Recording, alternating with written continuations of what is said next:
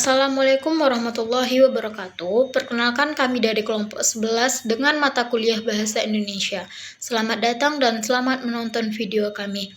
Sebelumnya, kami ingin berterima kasih kepada dosen pengampu, yaitu dosen Profesor Dr. Hajah Hasanah Faizah ARMH, yang telah memberikan kesempatan kepada kami untuk menjelaskan materi tentang teks laporan.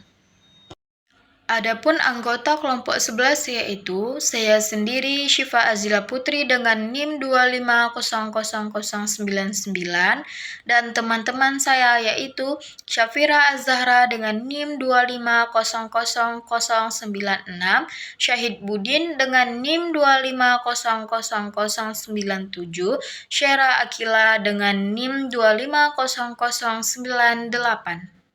Pendahuluan dalam berbagai kegiatan berorganisasi, setiap melaksanakan suatu acara perlu membuat laporan. Biasanya laporan berupa kegiatan, laporan dana, dan sebagainya. Dalam konteks akademika juga ada pembuatan laporan seperti kegiatan penelitian yang dilakukan oleh dosen terhadap suatu topik tertentu. Ketika melaksanakan penelitian, perlu media untuk menampung hasil penelitian tersebut. Membangun konteks teks laporan ketika sebelumnya sudah membuat proposal penelitian atau kegiatan. Langkah selanjutnya ialah membuat laporan yang akan diberikan kepada pihak yang memiliki keterkaitan dengan pembuat laporan. B.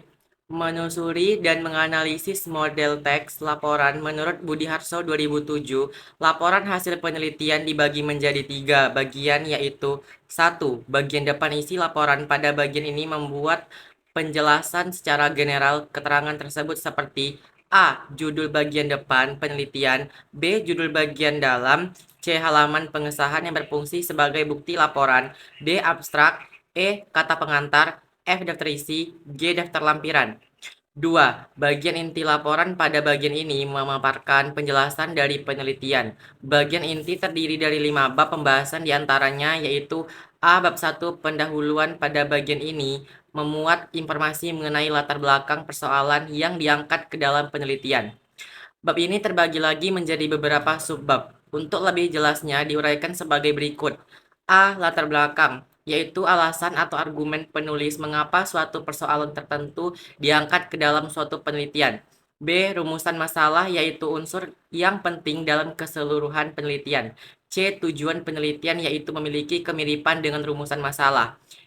D. Hipotesis kerja, yaitu memuat rancangan berpikir yang fungsinya pemandu secara teoritis dalam menjawab perumusan masalah.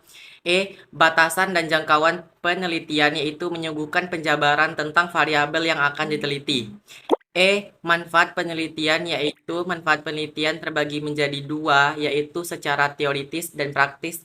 Teoritis, manfaat penelitian harus dapat menegaskan apakah hasil penelitian yang dilakukan dapat mendukung kebenaran teori yang sudah ada. Sedangkan praktis, yaitu memberikan manfaat kepada pembaca dalam kehidupan sehari-hari. G. Definisi operasional, yaitu bagian menyuguhkan informasi mengenai pembatasan terhadap makna dan istilah-istilah yang digunakan di dalam penelitian. H. Kerangka teoritis, yaitu menguraikan suatu hal. Peneliti harus merujuk pada serangkaian teori yang dianggap relevan dengan pokok pembahasan. B. Bab 2. Kajian pustaka. Kajian pustaka merupakan bagian yang juga penting dalam menyelesaikan suatu persoalan yang diangkat ke dalam penelitian. Kajian pustaka bukan yang sekedar berisi kutipan atau memasukkan begitu saja pendapat lain ke dalam teks laporan, karena penelitian dapat mengutamakan primary source seperti jurnal, makalah, hasil seminar, workshop, dan lain-lain. Kajian pustaka setidaknya memuat yang pertama, penjelasan induktif, yang kedua, penjelasan empiris, yang ketiga, persoalan yang dihadapi berkaitan dengan variabel yang diteliti sehingga mendorong peneliti untuk melakukan penelitian. Yang keempat, review dari berbagai hasil studi. C. Bab 3. Metodologi penelitian. Metodologi penelitian berisi rancangan dan strategi pengolahan dan jenis data dalam penelitian. Uraian tajam, spesifik, dan rinci dalam bagian ini akan menambah bobot hasil penelitian. Yang D. Bab 4. Temuan penelitian dan pembahasan. Pada bagian ini menyuguhkan Pengolahan data dan pembahasan seperti ini akan menjawab pertanyaan-pertanyaan yang diajukan dalam rumusan masalah. Bab 5, simpulan dan saran. Bagian ini merupakan bagian akhir atau penutup dari laporan. Bagian simpelnya bukan penjelasan. Penjelasan penting dari keseluruhan laporan penelitian simpulan harus disesuaikan dengan tujuan penelitian karena keduanya saling berkaitan. Yang F, daftar pustaka, yaitu pada bagian ini menampilkan sumber yang dimasukkan ke dalam penelitian. 3. Bagian akhir laporan. Pada bagian ini menyuguhkan lampiran yang memuat dokumen pendukung yang digunakan sebagai perlengkapan penelitian. A. Instrumen yang digunakan. B. Hasil analisis instrumen. C. Data mentah hasil pengolahan data. D. Tabel hitungan data mentah. E. Hitungan statistik. F. Data pendukung. G. Surat-surat keterangan pendukung. Dan H. Data-data yang lain berkaitan dan digunakan dalam penyusunan laporan. Rangkuman teks laporan penelitian merupakan teks yang dibuat untuk melaporkan suatu penelitian yang sudah dilakukan sebelumnya.